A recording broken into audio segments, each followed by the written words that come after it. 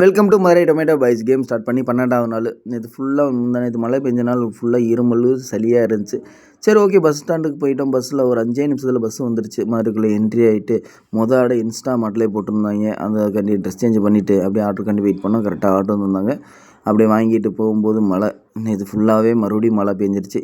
இந்த எலக்ட்ரிக்கல் வண்டி வந்து ஸ்விக்கி ஜொமேட்டோ ப்ளஸ் எல்லாத்துக்குமே ரெண்டல் கொடுக்குறாங்க. டெய்லியும் மந்த்லியும் கொடுக்குறாங்க. இந்த வண்டியை பற்றி டீட்டெயில்ஸாக வேணும்னா கமெண்டில் போடுங்க. இந்த வண்டியோட ரேஞ்ச் எவ்வளோ தருது, எவ்வளோ ரேட்டுன்னு எல்லாமே நான் சொல்கிறேன் வீடியோவாக.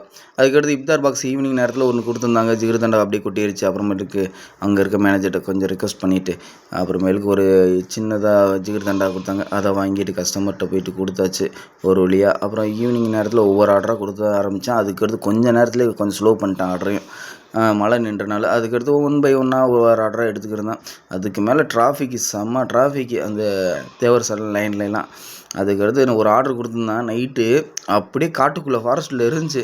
ஒரு வழியாக கொடுத்துட்டு அதுக்கடுத்து பஸ்ஸில் ஏறிட்டான்.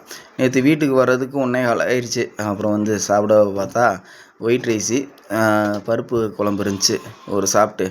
அதுக்கடுத்து நேற்றோட ஏர்னிங்னு பார்த்தோம்னா 1995 ரூபா ப்ளஸ் ஒரு 20 ரூபா டிப்ஸ் கிடச்சி. நேற்று எக்ஸ்பென்ஸும் நேற்று பெட்ரோல் மட்டும் எக்ஸ்ட்ரா ஆயிடுச்சு. 410 ரூபாய்க்கு போட்டிருக்கோம். ஆனால் எப்போயுமே போடுற இடத்துல போடாமல் வேறு இடத்துல போட்டதுனால கம்மியாக இருக்கும்னு நினைக்கிறேன். சரி, ஓகே, பார்க்கலாம். டோட்டலாக கைக்கு வந்து 1492.